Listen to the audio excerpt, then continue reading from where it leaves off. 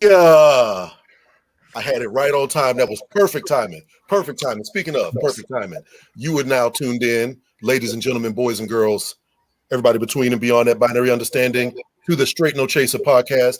Thank you once again for joining us. We made it once again, and we're glad you're tuning in. We're just 4 dudes, in this case 3, that just kind of known each other for 20-something years and like to get together every now and then and try to discuss the world's ills, one drink at a time. So thank you for joining us. Get your libations out. Fellas, we're going to let you introduce yourselves. Go for it. Rasheen. What up, y'all? Roz in the house. You ain't asked, but I'm just going to offer it up. And Yeah. a little red wine. You know, what's going on, Lisa? Lisa up in the first one in the comments with us this week. How you doing, young lady? What up, Lisa? Well, KG, Keltrick, Rock calls me Cage. She's like the only person in the world that calls me Cage. So if I ever hear that, I know it's only my brother Rasheen. So I'm sipping on some tequila per usual, and this tequila is brought to you by the company called Ka. It is a Reposado, and the artistic nature of this bottle is rather exquisite. There you have it. You know why I call you Cage though, right? I have no idea. John, you know? I've always thought that it was just like a way of saying KG. Because I really don't like the nickname. I don't like nicknames that are initials. I just don't. KG. Wait a minute, is that really your nickname? Am I the only person that calls you KG? I know that other people. No. Actually, people that started calling me KG till I got to college. Really? Like everybody from Gary, Indiana calls me Keltrick. Nobody calls me KG. Really? Nobody. Yeah. So it only happened at college. And everyone was calling you KG, so I just figured KAGE, Cage. That's I call you Cage. Yeah. What's going on, Dally? How you feeling? So Dally, but at work now, I got real comfortable, like in terms of just saying, it is what it is. So people call me KG at work now too. Speaking of nicknames, you see Tina Cole married up in here. She likes the Babe Babe Guevara. Guevara. So Go about ahead, you. John. So John about with the Babe Guevara. Twitter has some funny ass handles. Yeah, but talking about John's handles. Vodka and Mountain Dew. So let's get amongst it. That's an interesting combination. It is. It's delicious. Well, what's up, catch up? What up, Nisha? That's my cousin, y'all. Renisha is in the house. Yeah, man. But I mean, and another thing that I kind of wanted to ask, we got to wait until people come in here or whatever, get gin and juice right now. Right. And I ain't tagged nobody in post this week, so it might be slow in the beginning, but it is what it is. Let it roll. Right. Y'all tag let everyone in the comments. Y'all know who typically rolls with us when we stream live. Go on and start tagging folks in the comments and let them know we here, because kid was working hard, so I ain't do it. It's gonna be a good show tonight too, y'all. Yeah, I think so too. All right, I'm sorry, John. I wanted to apologize. I'm in Facebook jail. I'm a recidivist. What can I say? Put some money on my books. I can't stay out the penitentiary. It is what it is. Always. But hey, And I'm not on Facebook, as most people. I've said this plenty of times on it. You took it out of yeah. What's up, Patrice? But yes, Nicole, I didn't, but you can do it for us. Hello, Nicole. I'm sorry. I'm cutting into John's time. Go ahead, John. No. Hey, we got time. That's the whole point, I think, of this whole show. But I did want to ask. We ain't got that much time. We got plenty of time, man. Well, we should take advantage of the time that we got. Who is your childhood crush? You know what crush means. So, ease our way into this kind of thing. Normally, this would be something that we would tee up, but okay, yeah, go for it. This is super easy. Super easy. Go ahead. Now, and what age are we talking about? That's important. And make sure you're clear. Childhood celebrity crush, not the person, that don't no one know because they were sitting on the bench with you in middle school. Don't no one know who was your celebrity crush. Right. This is easy. I got 3. Keisha Knight Pulliam. Okay. Okay, Fruity. Tatiana Ali. Okay. Janet Jackson. Okay. All right. What era of Janet Jackson? It's important. The era of Anytime, Any Place. Janet Jackson. Okay. I was liking Janet Jackson in the Black Cat video. Ooh. Those was tight too, but at that point, at the Anytime, Any Place, you're a little older than I am, right? Anytime, Any Place, Janet I was like a teenager. I was ripe at that point. Okay, all right. It was like, yo. I mean, but so does that count as a childhood crush? I mean, if you was a teen? Well, I see y'all getting technical with it. You know what I'm talking about. All of the above. Okay. All right, Tina Cole said all of them. What's going on, Rashawn? I see you up in the comments. Lisa said Michael Jackson. Mm-hmm. Celebrity crush. Patrice is talking LL Cool J. All right, so my celebrity crush, y'all. Don't clown me on this. We might. I'm absolutely because I'm a little older than y'all. Whoopi Goldberg. Nothing wrong with Whoopi Goldberg. Don't do that. You said don't clown him. Actually, Whoopi. Hey, Jumpin' Jack Flash era Whoopi kind of had going on. Whoopi had a little something. She was sitting on a little something. He older. That's why I asked the question. Right. I was childhood crush. I was thoroughly in love with Linda Carter. Oh, Wonder Woman. I grew up watching Wonder Woman on television. Wonder Woman. Yeah. Yes. The television Wonder Woman. Hey, she was an Amazon brunette. She was pretty. She half white, half Mexican. I'm kind of shocked that you picked that one though. No, but listen, Linda Carter is half white, half what? Mexican. Okay. When I was a kid, we talking about childhood. You right, learn something new every day on Straight No Chase the podcast. Y'all should keep listening. We talking about kitty crush. That's how I was a kid. So there was not a lot of black representation on television and in the movies and all that. Drinking out of a boot, John. It wasn't a lot of black representation. Problem. So that's fair. she came on TV, I was like, get it, Wonder Woman, do that little spin, turn into Yeah. I was in Like, love with Wonder I'm gonna tell you I'm gonna tell you who else was Funny. fire. Lisa from Saved by the Bell. She was fire. Mm-hmm. Yeah, those are all typical pretty girls that came on television that I saw when I got older. I'm talking about the ones that were just Linda Carter was a woman. Y'all sleeping on two. She was a woman. Lisa from Cult Jam. Fire. Yes. And everybody's first R-rated movie, Apollonia and Vanity. Apollonia, yeah. Apollonia was nice. Let's talk about Arnold Schwarzenegger. Hard Eyes. Okay. Jan was talking about Tevin Campbell. Oh wow. Hey man. Hey. Everybody got their thing, you know. Exactly. So, speaking of everybody having a thing. Can I roll into that? Absolutely. So listen, y'all. I'm just going to, y'all gotta bear with me. I'm gonna play something, and then I'm gonna ask for your response. I'm just gonna play it, and then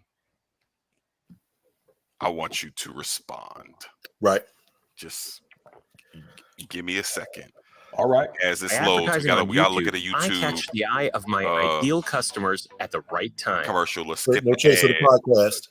All right, I'm gonna play it from this mark. Right there. Hold on. Doing the most. Stevie, why am I in bed with you right now? No, you said you want to You're a distraction. You're a distraction. We trying to talk. No, you're a distraction. No, you're a distraction. We're talking about you. Pick the camera up. Where you want me to take the camera to? That's a distracting angle. This one? This is a mess. I cannot. Yeah. This is why we do this right here. I do this for this right here. Okay. You do this for this. Okay, but I want to get serious because you talked about. All right, we stopping right there. Let me ask y'all. What was he doing? Well, what you didn't show, he asked the girl to come over there and give him some head. He mouthed like, "Hey, can you," you know, and then the short answer is, the presumable answer is he was getting sucked off. He was pulling a what was it? Was it D'Angelo in the music video? Is that what the dude? What was the dude? Allegedly, yeah. Allegedly, yeah. But the only reason people even think that he was doing is because, again, there's an earlier clip, there's a different clip where he mouths like, "Hey, can you come, perform these oral services on me?" He wasn't talking to the reporter. He was talking to somebody that was in the room with him. And then in that angle where I was showing a woman's hand, or what appears to be a woman's hand. It had women characteristics like fingernails and stuff like that. What you trying to say? What appeared to be a woman's hand was in the screen. Another person's hand was in the screen. How about that? I don't want to get in trouble with nobody. And then it kind of went down a little path, and he didn't confirm or deny it. I'll say that. Now look, for those who are listening and didn't quite catch any name drops, this is a video of Stevie J doing a video interview. He is topless in the bed, and he is showing himself from just above the belly button up. So there is an insinuation in terms of the way he's talking, the way he's presenting himself, that he's being topped off at the moment. What's the problem? What's top off me? He is someone is performing fellatio on him. Yeah, I said he was getting sucked off. So someone was performing fellatio. So look, let's just back it up. All right, outside of shock value, and as who put it in the comments, clout chasing. Someone put in the comments that if attention, Timu put in the if attention ho was a person. Aside from, does he have some music or something coming out, or what's the purpose? Why was she even interviewing him? Is my question. Look, he's a pivotal figure in my generation of R&B. I mean, he was producing a lot of stuff in that whole Bad Boy era. Okay. That's Stevie had already made his money and made his acclaim before he was doing the show. So, I could see people, at least talking about King of Messy TV. I could see people still wanting to hear from him. Maybe he got some music coming out, but you trying to get an interview done. You trying to get an interview as a professional, right? Do you feel that is so unprofessional that you should just be like, you know what? Thanks, appreciate you, salute. Absolutely have not. your happy ending. No. That because this way more people are paying attention to that show, whatever it might have been. I guarantee you, that's the most hits and eyeballs and everything that she has ever gotten. I mean, people know what they're doing when they get on the internet. You know what I'm saying? And do certain things, and it's kind of manipulative, and we all fall into it. And this is yet another example. I mean, I know that him and he's like married to Faith, I believe, right? Yeah, Faith Evans. Are they still married? I don't know. I can't even. Either they get a divorce or they are divorced. One of the two. Either way, it's untoward in my opinion. But people do anything on the internet to generate interest, and you got to pay the bills some kind of way. So I imagine that she's very excited. The reporter and the website that originally had this whole thing. It is what it is. It's the world we in. That's how it goes. Yeah, I'm with you, John. I believe that attention is a hell of a drug, right? And he has a lot of memes out there, and he has a lot of moments in internet culture lore where he remains relevant. This just adds to that experience and that umbrella of who this guy is. So I think the reporter had every right to stop the interview because it was completely unprofessional. But I think John was on the money when he said this helped boost that person's ratings. So people are now going to see how she reacts and responds to these type of things in the future. It's no different than Chris Rock, right? His stock will go up because he got slapped. Her stock will go up because this dude, his stock will go up. His ticket sales skyrocketed after he got slapped. Come on now. Yeah. Come on now. But people start. That's a little bit different. You the king of people start. No. The people are gonna start clicking on her. More people are gonna click her site. Agreed. I agree with that because of this viral clip. All I'm saying is the streams will go up for both of them, and then it's up to them if they keep it there. That's it. Man, I'm going to channel Big Ox right now because he ain't with us. Man, F Stevie J. F Stevie J, F the reporter, F the person who shot it, F the shorty that came through and gave him head, F them all, Tupac. man. Tupac? It's okay. It's okay. Speaking of crazy situations, so I don't know how into reality TV y'all are, but it's it's big out there. There's a show called Love is Blind. Have you heard of this show? Yes. Okay. I have now. Okay. So basically with Love is Blind, it's on Netflix. I don't even know if we even want to do that kind of pub. It's a reality TV show. You know what I'm saying? We ain't nobody yet. I mean, it's on Netflix. All right. So it's on Netflix. Basically the premise is people get into like a little bubble and they can only communicate with each other and they kind of match up together, but they never actually see each other. So it's a lot of communication and, I don't want to give the storyline away, but in short, the two people don't see each other and then they got to decide if they're going to get together or not. So that's the whole premise. So do you want me to play this real quick? Yeah, go ahead. Play the little video. Y'all bear with me, y'all. Bear with me. I would while he's pulling the video up, I would get the storyline. I mean, it's it's relevant. I mean, it's a whole bunch of different kind of stories like this. They got Married at First Sight, Ready for Love. I mean, they all variations on the same thing. You know what I'm saying? But with this different stuff. This Love it's is different, Blind, but it's the same kind of thing. In the sense that you are courting someone that you're not seeing at all. Right. You're trying to make a determination as to whether or not you want to connect with them just based off of the back and forth banter. Mm-hmm. You're not paying. You're not really paying, quote unquote, paying attention to the physicals because you can't see them. Right. And then after you get past that point, it's like you're supposed to propose to this person. If they say yes, then you live with this person. And then you go on a trip to Mexico. Yeah. And then they meet all your peoples, you meet all their peoples, and then you get married. What I don't know is, do you win any money in this show? I'm assuming there's a stipend of some type for all these shows. All right, so let me play the piece. I love buying clothes for girls. Yeah, what's your size? You like working out? Yeah, not a huge fan. Really? Yep. Ooh, I get along best with individuals that do work out. Will you marry me?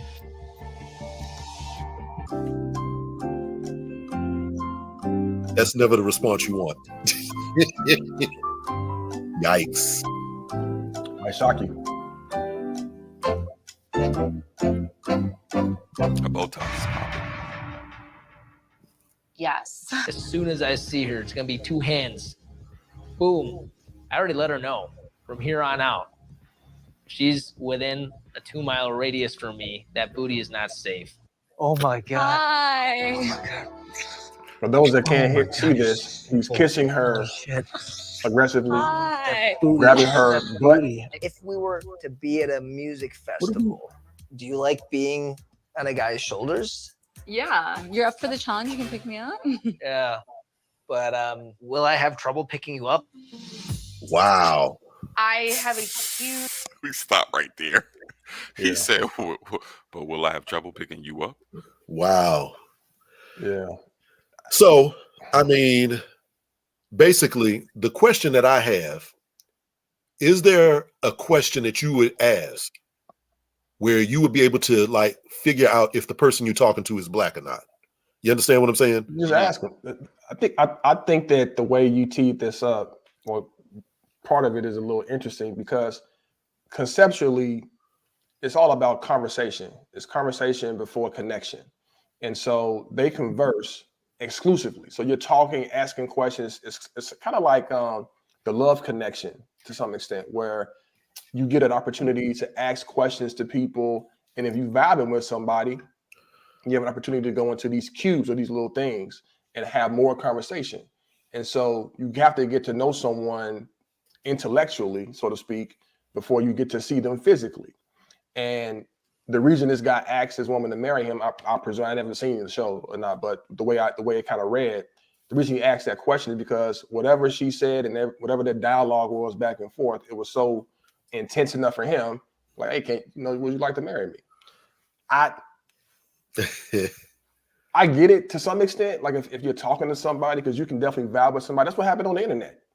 A lot of people don't see each other. They just text back and forth, and next thing you know, you want to hook up, and it's like, well, yeah. Catfish happens every time. Whoa. Here you are, the king of the shady comparisons.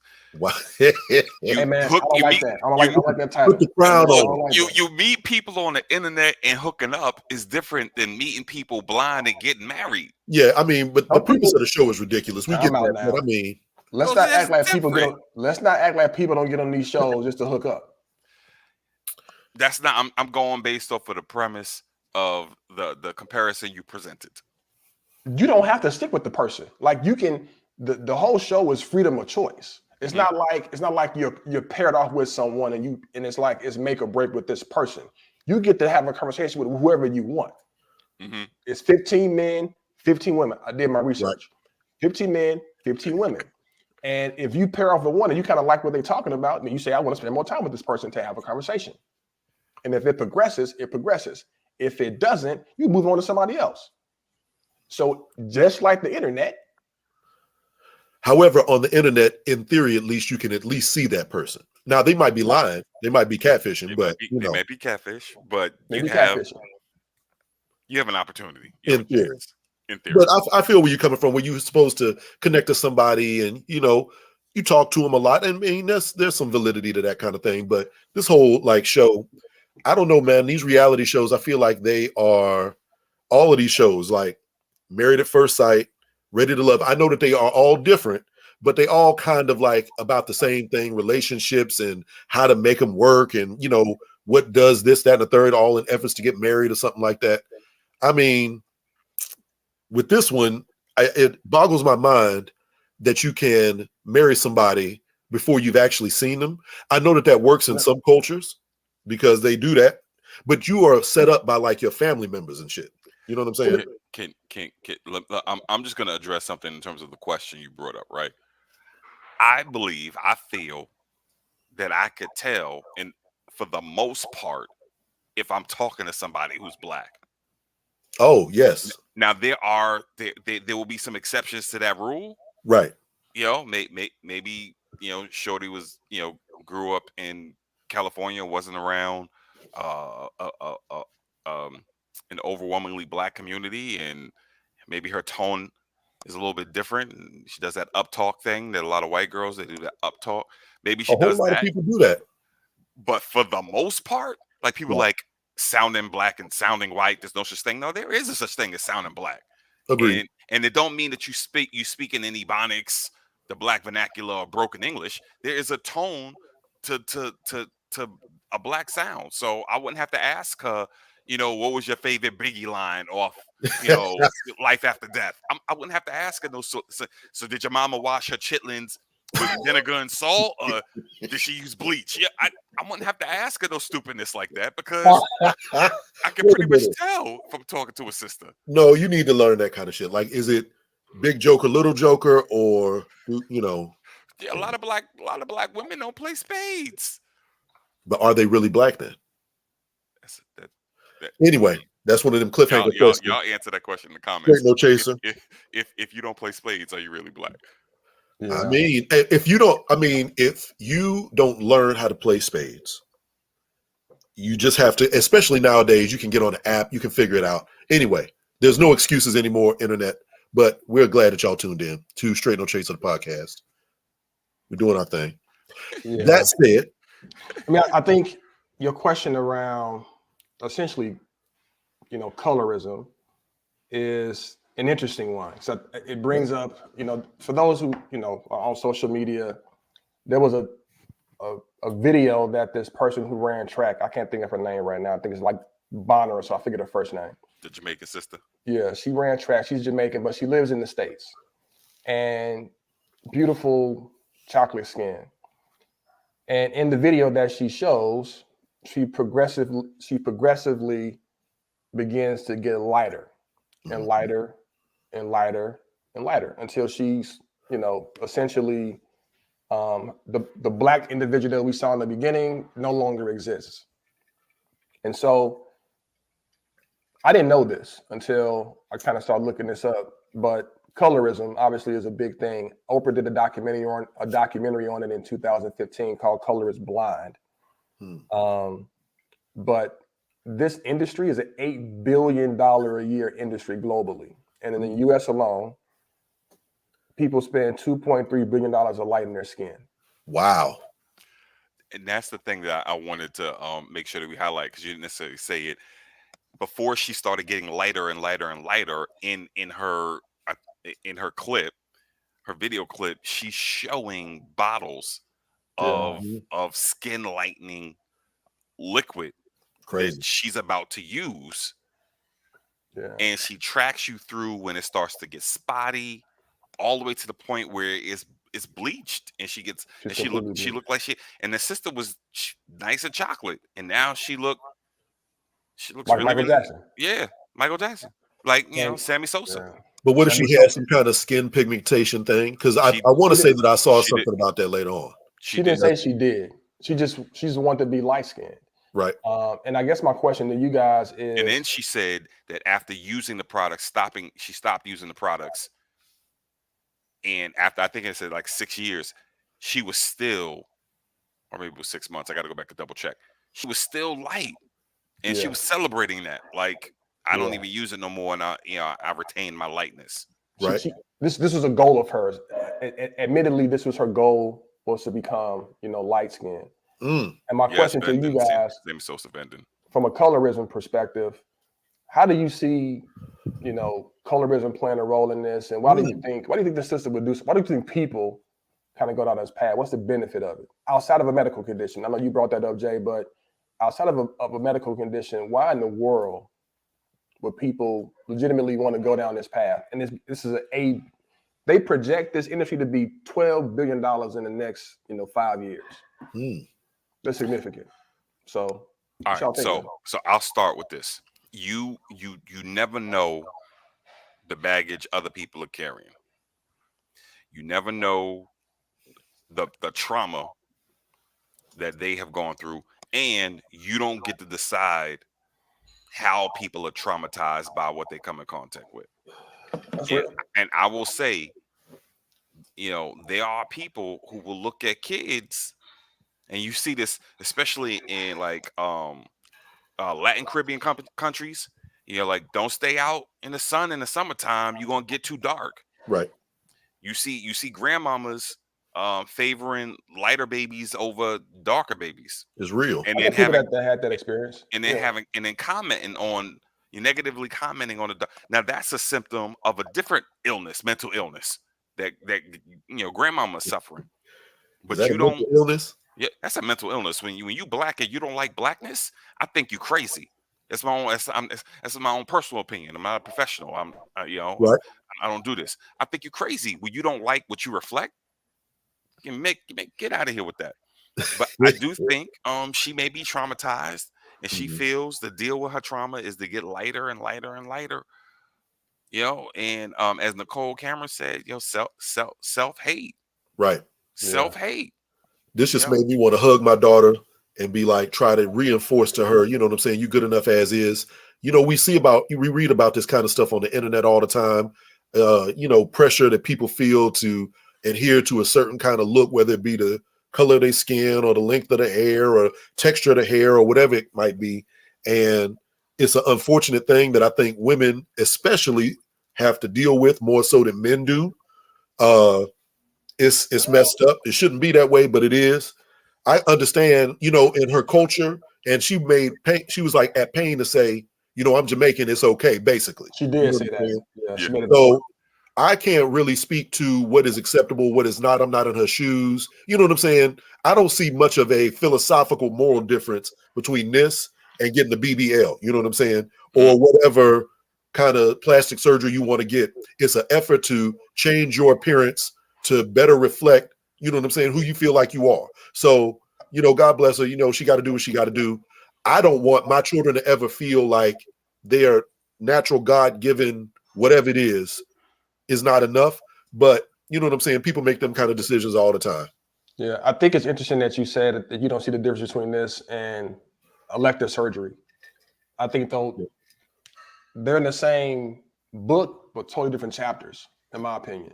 Right? Like if you don't like your skin complexion, to Rob's point, you don't like you, like the totality of who you are, you want to change. Like you got to go through from head to toe, applying this stuff with regularity.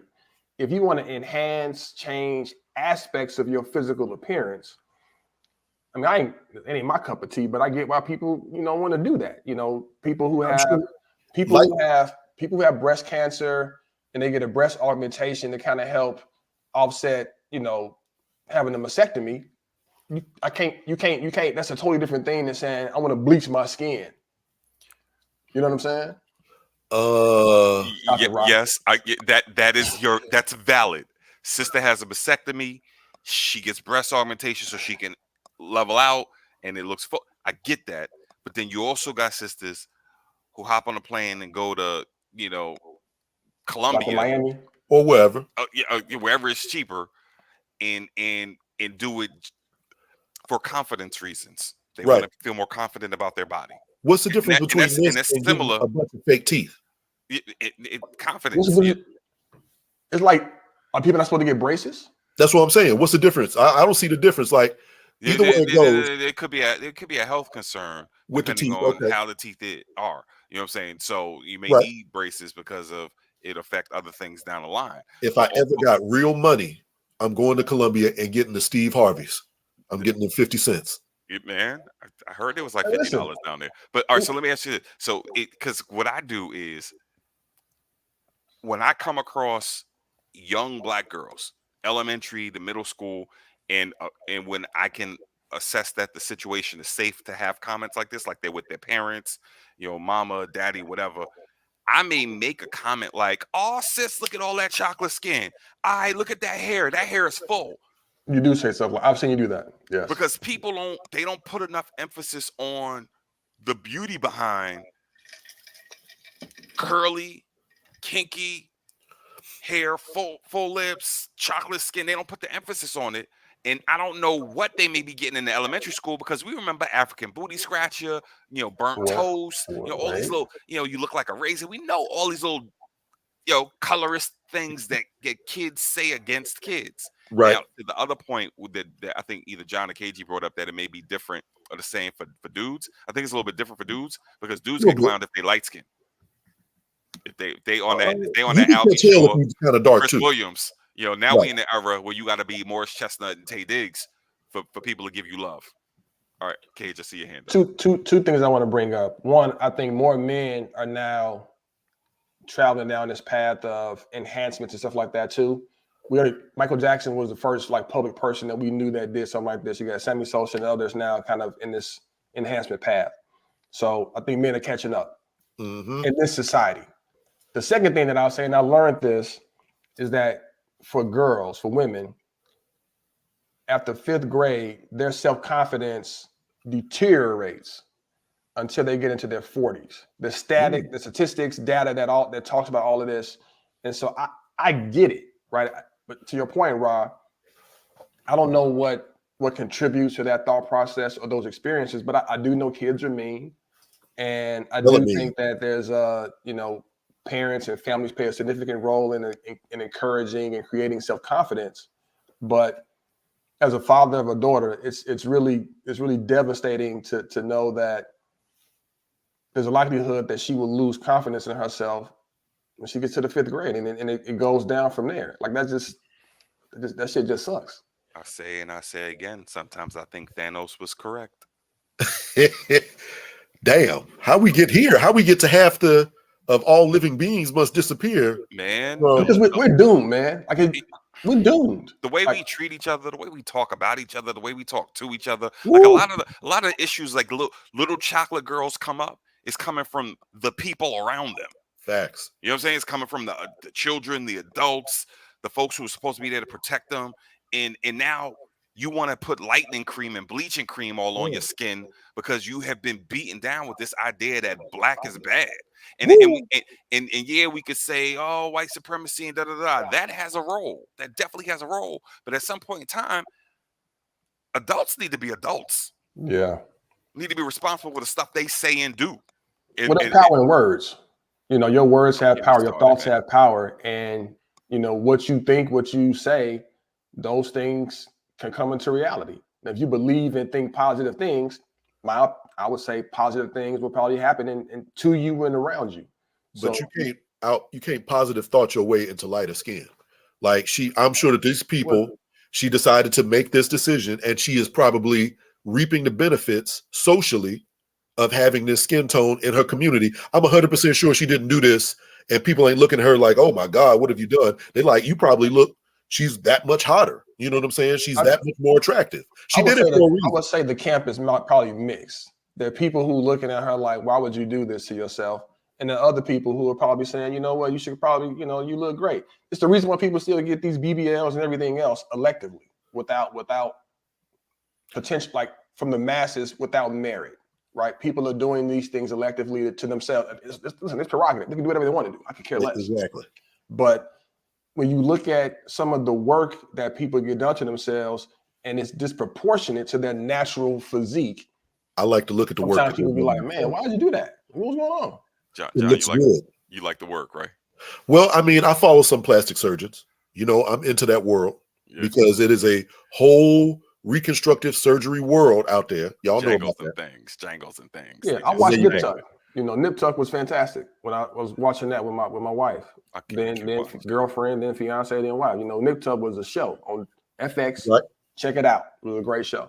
Big facts. So speaking of shows, please subscribe and follow us. We are on Apple Podcasts, Spotify, every place that you can get podcasts. We're there. We're out here on the cloud. Please rate us. Leave us a review. You know what I'm saying? Tell your friends about us, like, share, subscribe, all of those good, wonderful things. If you would like to send us some emails, you have some questions, concerns, things you want to get off your chest, please hit us up. We are at Str8 with an 8, no chaser, 223 gmail.com. So we got all that good business out the way. We want your emails. If you have going through it with your man and you want some advice, bring it to us. I'm just saying. Are we ever going to tell the significance of 23 at any point in time? Are we going to let that kind of linger for a little bit? Patrice knows what it's about. Patrice shouted it out in the comments. Okay. All right. Well, there we go. Okay. Thank you, Patrice. On that note, you know what I'm saying? Go ahead, Cage, if you want to tell him. No, we can wait. I'm gonna tease that, we might do some interviews with us, with the producer. Y'all need to meet our producer, man. She's off the chain. There you go. Speaking of things off the chain, how do I even start this whole thing? So there was a rapper named Gunu. I apologize if I'm mispronouncing his rap name. Goonie Goo Goo. No, his name is Gunu. Okay. And he's a local DMV rapper. Lost his life and tragically lost his life as a young rapper. I think he's like 24 years old. One of these days, we got to talk about why all these young rappers is dying like this. But anyway, so he died, and his funeral was held at Bliss nightclub, I believe. And he was propped up kind of in a very lifelike position. So they kind of had his body on stage at the club, and the club was full. They kind of had a party around him. And so I was kind of like, okay, how do we feel about this? Because this raised all kinds of controversy in the community and whatnot like that. People was outraged. Some people felt some kind of way. What's up?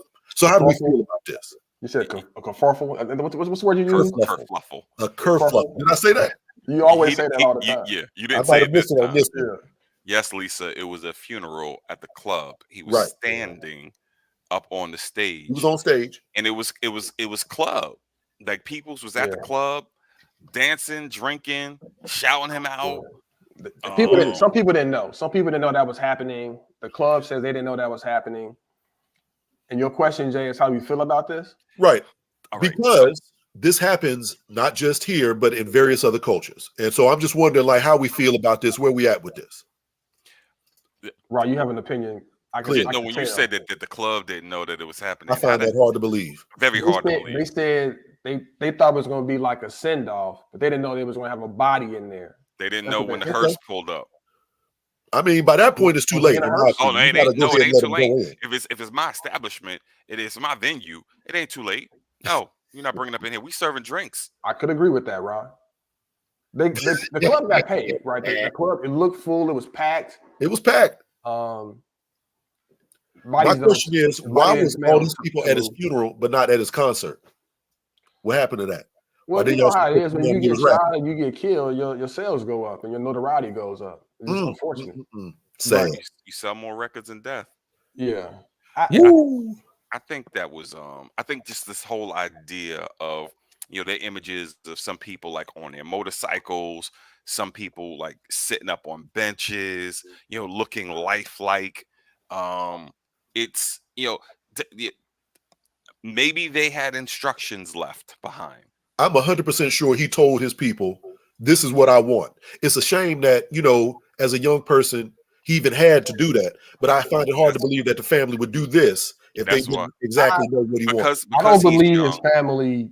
I don't believe he left instructions. I don't think he left instructions. His family definitely was aligned with that experience. They said, hey, this is what we want to do for him. This is how we do. Yeah. And honestly, man, we are exceptional, right? In terms of the fact that where we come from is not what we are, right? We're not at the same place from where we started. He was in the process of trying to manifest himself, work himself out of the environment in which he came from. Right. And so I say that to say the thought process around, having your corpse in the club, I could understand conceptually how that would make sense to his family. Right. Right. Like, I'm not even trying to downplay this, but global thinking or futuristic thinking is probably, it's like the next meal thinking, right? Like, this is what he would do. They did say, like, the dude didn't go to church. So having him in the church, they said it wouldn't be his thing. Right. They said he would be in the club having some drinks. We want to put this dude in the club having some drinks. The logic makes sense. Right. If I'm a customer and I didn't know I was coming to do this, I would be very pissed off and upset. If I was a person that was a part of his circle, I would be like, man, this is fantastic. This is a great send-off. Right. I get it. It's no different. You could compare it. Ain't the same. But people second line in New Orleans. But people throw parties for funerals in New Orleans. But the body is not there. Yeah, I have not seen. Maybe there's an example, but I've not seen someone being held up and marched down in the second line in New Orleans. The body being out is different. That's the variable. But I'm saying in terms of having a party setting around. Yes. No, but that's a part of the transition of celebrating life. Yeah. And in that a person has moved from a life of working hard, a life of labor, and in the Christian context to reward, right? But even outside of that, people will be like, I don't want you to cry over me, celebrate me. And they do have parties and memorials, and it is celebratory for the dearly departed. But to have them sitting up at the party standing next to you, I think is a different thing. Yeah, it is. What about if they would have put him in like a see-through casket? So he's not like out there, but he's like there. What if that was? They did Malcolm X like that. Malcolm X had I think a clear seal over his body, but it was open casket. Emmett Till was straight open. That's after what I'm saying. Beaten, drowned. So would it have made a difference if the body was in a casket? Is it just the fact that the body was just kind of standing up in a lifelike pose? I think we're making much ado about it because of social media. Oh yeah, no doubt. That's what we do. Our culture is not accustomed to seeing it like that. Although to Rob's point earlier, there are plenty of other examples of this occurring all around the world. I think I do believe whoever's going to be attending that ceremony, that service, or that event absolutely needs to know what they're walking into so that you don't have a shock value. Like, man, why is that? Oh no, I got, this feels kind of weird. So if you had walked into the club and you didn't know what was going on and you saw the body up there, what would you do? I want a refund. Right. And according to one of the comments, I can't remember who said it, they charged, according to a comment, $40 a person, 40 per person. So if I'll pay my 40 and I walk in, yeah, nah. Give me my money back. You might have to give me something else because of the mere trauma that I went through. You might have to give me more than the 40. I'm about to turn all the way up with the dead body. Yeah, I don't, it's a different type of thing. I would not, like I said earlier, I would be completely pissed if I walk into a club or an event or a venue that I'm attending that I pay some money for. I don't get that many nights out anyway, right? I got kids, I'm married, so it's like if I'm going out and I walk in there and it's a repass, I'm gonna be pissed off. But what if you was 24-year-old KG? Because that's the age of this group. We ain't talking about no 40, 45-year-old people. Hold a second. You know the 24-year-old KG. He would have exited very loudly. He would have made a scene. He still would have left, but he'd have made a scene. That's a good question. Probably would have knocked the body over and everything. We'd have been running out of that place, running for our lives. What would the 24 of that era age of y'all do if y'all walked in the club and saw that? I'm turning up. The 24-year-old me, 45-year-old me, strangely the same. I'm going to turn up. Okay. Yeah, nah. What would you do? Because Rob, don't let Rob fool y'all. Rob be acting like he all conservative now and whatnot. Rob would raise some hell. I would raise like I would. They would have known. Y'all would have went home. They would have known very loudly on the way out the door. I would have went home. I went someplace else. I went to Republic Gardens or Dream or something like that, where I had multiple floors I can go to. Right. At least taking a picture. I'm gonna take a selfie. Then I would have skated. You would have took a selfie. No, I'm straight. I'm good. I don't like KG pivot. I don't like when people do selfies at traditional funerals and posted pictures of their grandmama. I don't like that. That is a little strange. That's a little strange. Yeah, that's morbid. I'm sorry, Cage. No, you're good. You're good. All right. I'm gonna introduce something that I think is a little interesting to y'all, man. All right. There is this couple, there's an article about couples, and all of us have been, or used to be in relationships with people. And there's a notion of the word couple. You're with somebody else, right? Okay. Now there's a lot of consternation use one of John's words, right, around people living separately but being a couple. So some person's on the East Coast, somebody on the West Coast, but we're a couple. Do we feel like this is a good idea to be in a relationship in this setting, or is this just a straight up setup for failure? And I think part of it is we should probably get to the notion of what is a couple. Is it a physical thing or is it a mental thing? Because I think, that can play a role in terms of what people's response is. right. So what you got? A couple is two people or more that have decided to be together in some kind of way. You can listen. I'm not going to get into. You can absolutely. That'd be a throuple. Can I? Hey, you know what? Okay, you're right. So a couple is two people. Two people. 1, 2 couple. Don't change that the have come to definition some of word. kind of understanding between themselves, and they understand what's going on or whatever.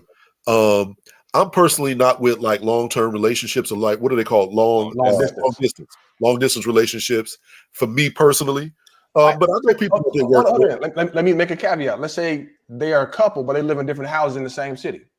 What kind of couple? Absolutely works. They're a married couple. I got my house over here. You got your house over there. Because if you were a couple, you just dating somebody, I would prefer that y'all lived in separate places. You're a couple. Let's say you're married. But if you're married, that depends on the type of couple you are. Now, it goes to the question. Yeah, it goes to the question you said, is it a physical or is it a mental thing? It should be both. So you physically together and you mentally into each other. Exactly. But if as a couple, y'all decide, I'm gonna keep my crib on the east side, you keep your crib on the west side. Right. And we will be married. Right. But live in separate spots. Right. That's not for you. No, Miss Collins thinks that's cool. 2 different houses. Absolutely. Yeah. No. I could deal with that. If for the tax benefits alone, it's worth it. You know what I'm saying? That's real. But, that's real. I could totally see that. And then you take like the first mortgage off. Well, we getting too deep into it. But all that to say, I could 100% see that it would absolutely work. I think that it has to be between people that have an understanding. You know what I'm saying? And you might like to live a certain kind of way. No. Define understanding. Understanding of what? Like I said, relationship, or are we going to be committed? You can be very committed, but living in 2 different places, as long as everybody's needs and wants is being met. You know what I'm saying? That relationship is viable. That's a couple. It's all the same. And for the real example, there is a married couple in New York. I believe they're Indian. They had, from the time they met to the time they got married, was a year and a couple months. And after they had been married for a little bit of time, they decided to live separately. Right. And in living separately, according to them, their relationship has saved them, gone gangbusters. It's the best thing that they could have ever done. So that's why I say, like Elaine says, to each his own. If that works for them, right, and it has increased whatever love, affection they got between the two of them, hey, great. Well, to elaborate, right? So they were together for 6.5 years, right? And they were struggling, and they were married for 6.5 years. 6.5 years, yeah. Because they only dated for like a year and some months before they got married. And I'll coming into a marriage, there is an acclimation period, and it's different. You depending on your age, and you come into this thing, and you used to do your own thing. Coming home when you want, living how you want, leaving your seat up or down, however you want. Like all of those things, although it seems very minuscule, can become very significant annoyances when you're sharing a space with somebody else that that you're dating or you're with, right? You're married to, and so there's an adjustment period. And for them, those first couple of years can be hell if you're not open to adjusting. And based on what they said, they say that they decided to make their own rules. And I've always, if anybody is ever getting married and they ask me like, what's some advice, I always tell people, make your own rules, fuck what everybody else says. Exactly. And if you make your own rules, you're not living to anybody's standard except your own. And so if that's you open, you committed, and you quiet, everybody knows what you're doing, you're on social media, whatever you and your lady or your man and whatever you dating decide to do, that's totally your opinion, that's totally your thing, and do it and do it well. So, Well, with that said, when we think about couples and they getting to the point of you date and then you get married, like good stuff. We do have a very famous married couple whose husband has recently been the center of some a conversation, some popular culture. Yeah, and we're gonna hurt feelings with this one. Russell Wilson. Let me play first. Dangerous. Let me play the 2 clips. Right. And then let us talk. Okay, let's go. Yeah, I know it always takes me a second to share these clips. Sensational. You know that man's name is handled like Dangerous. Had that bread, she ain't gonna be with him. Russell Square. Russell Square. Sierra she has a good situation, but you gonna leave Future and get with Russell Wilson. The thing is, I think that's where you gonna leave Future and get Russell Wilson. It's a type. Listen, bro, everybody got a type. Yeah, that's true. Everybody has a type. You gonna leave Future and get with Russell Wilson? He's so goddamn square, and I love him on the field. He's a square. Channing, he's a fucking square. Channing, you go from this level of toxicity, you just want something stable. You want the guy that was sitting with that girl with that big old mouth at the draft that was laughing, and you knew she deserved to be with him. Goofball? Yeah, you want that. You want to get with goofballs? No, you want the guy that told me, you know what? I was praying, and God told me to go save her. That's what the man told me to my face. But even with all, he said, "I was praying, and God told me to go save her." So now, look, I'm gonna play this other. I'm gonna play this comment. Kill the comment. Hold on. Wait, the comments are still up? I can't see. Okay, cool. Hold on. Sorry, Lisa, your comment's gone for now. So they saying do the square. So let's play. Do we want to talk about that first? Like, now I want to play these back to back, and let's talk about them in the context. You sound like he jock riding. I want to say something else, but you can still say it, but let's play it in the context. I ain't gonna say the word I want to say. It made you bad, Sierra. What was the line that got her to go out on a date with you? Like this one. First of all, shit. I had this wallet. I had this wallet. It was broke. It was broke down. It was like kind of tore up. I had it for a while. I was single at the time. I was running around single, and I had this wallet. It was tore up. So the first day we met, and we had been talking for 2.5 hours, hanging out, whatever.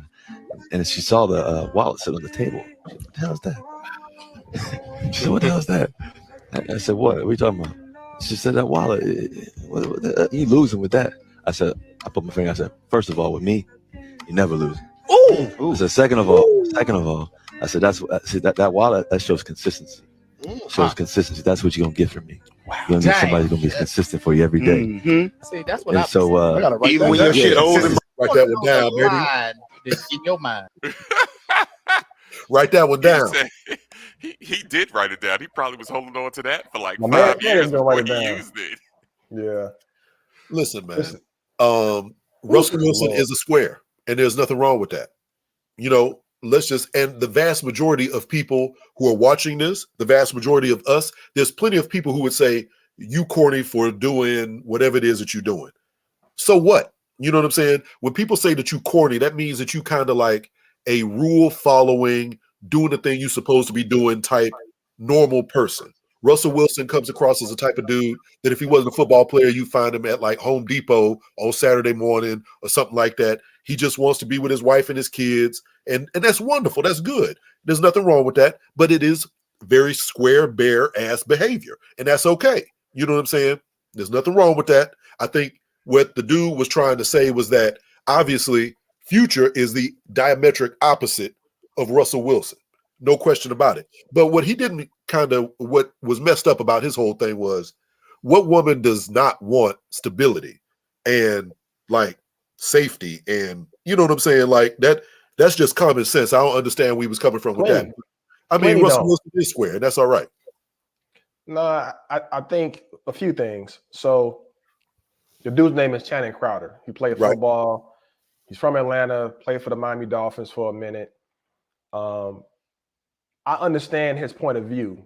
If you watch The Pivot, Channing Crowder still is a dude who loved going to the strip club, like to hang out, like to drink. I'm just saying, like to drink. You know, you may partake a little bit in some herbal activities. What's he's a wrong wild with dude. I'm just saying he's a wild dude. So to look at a dude like Future, for him, probably seems like a little bit more symbolic of who he is. And he felt like Sierra leveled down because he looks at Russell Wilson, like he said, like he's a square. Now, from his POV, that may be valid. The people he hang out with may be valid. I mean, Future went on to have more baby mamas, so you know that may be fun to some people. They want the payday and they want to do. For women, for some people who are on the Russell Wilson side of things, to your point, Jay, some people might want something that's more stable. His line was kind of cool. You know what I'm saying? To me, like that would work 9 times out of 10. That's gonna work. It wasn't his shoes; it was a wallet. But I guarantee you, she knew what he was making. Did you see Kelly's comment? Consistency is the cheat code every time. Yeah, I mean we want the same thing too. Experience teaches you that. That's something that you have to kind of learn over time. Yeah, but we want the same thing too, right? Whether if it's a physical thing, we want that consistently at a specific level or above. If they want something, they want it at consistently at a level or above. Right. If it's your looks, if it's your communication, your etiquette, whatever those things are, people want it to be on a consistent basis. They want people to be predictable. A lot of people don't like roller coasters. They want predictability. If Russell Wilson is predictable, then you know she good. Right. So can I hop in here? All right. Nope. So, sir, I'm going. So here's the deal. We get caught up in this Russell. This is true. Versus Future conversation right here. And we missed the fact that there were 3 people characterized in Crowder's statements. Russell's the herb, Future is the prototype, and Sierra's a prostitute. Now you're doing too much. I'm not doing too much because what he said was if he didn't have that money, she wouldn't even look at him. She wouldn't even be with him. So that means she's going to be with Russell because he got the cheddar. That's what he said. That's what he said. I am using his words. I understand. He said that if Crowder said if Russell didn't have the money because he's a square, Sierra wouldn't have looked twice at him. How was that? Is that not correct? Is that not correct? I don't think that's correct. Whoa, time out. Let's be very clear about what we're saying here. If Sierra, pop star, she already got her own money. Y'all know damn well, even if Russell Wilson is who he is, let's say it's Russell Wilson, but he's a UPS driver, and he stepped to Sierra. Not together. Wait a minute. You're right. Is that not the argument? No, that's not the argument. I don't think he meant. I don't think he meant if Russell Wilson was a dude walking on the street. I think he meant if he wasn't the darling of the NFL with the fattest contract. I'm saying he doesn't have a fattest contract. What? He's making the money. He's making money. And on top of that, let me tell you this, because I worked with an organization that was headquartered in Seattle. He is making bank on no question. Way more than what he's making in the NFL. Hold on. Can I go back to what I said? I need an answer to my question. He characterized her as a prostitute. She only went with him for the money. Time out. You going too far. That's an exaggeration. Please I just need this answer. If Russell Wilson was the exact same, he looked the same, and he was a UPS driver, are you going to sit here and tell me that Sierra, top star Sierra, is going to mess with it? I'm not going to say that. I'm not going to say that. But that's not what he was talking about. Let me make my point. But that's not what he was talking about. My point is, most women are going to want somebody that's on their level or above. That's it. And there's nothing wrong with that. So acting like that is a negative to me is ridiculous because it just ignores the reality of life. You know what I'm saying? She would not get with him if he didn't have no money. And nor should she. You know what I'm saying? She's already up here. Why would that would be stupid? Yeah, but you know what? Kelly brings up an excellent point. Would she have talked the future if he didn't have money? If they was on the same level. You know what I'm saying? No. The answer is no. Insinuation. The answer is no. So, but he's using it against Russell, but he's not using it against Future. Okay. He's not using it against either dude. He's using it against her. Fair enough. Fair enough. But he's not saying she a prostitute. I think you're going. Yeah, that's too much. You're doing what too do much. Prostitutes do? They have sex for money. They have sex for money. They go with dudes. They go with dudes for money. They don't get married for money. They don't get married for money. Being with her. They don't get married for money. They don't get married for money. The wild child, man. You got a runway before marriage. They don't have babies for money. You got a runway before marriage. Do you not date someone? Are you not out in public with them? He's saying she's a gold digger. My guy. Gold diggers are the same thing. No, gold diggers last a little bit longer than we need prostitutes. Fellas, we need a recommendation for the people. It's been a wonderful hour or so. You know, I'm not even saying that it's been an hour, but have fun and everything. But I just want to make sure, because, you know, we want to make sure that we're doing this correctly. Recommendation for the people. One time. And go ahead. Y'all go first. I'm catching up on comments. I'm catching up on comments. While we doing that, I just want to say Rasheem has been an extreme.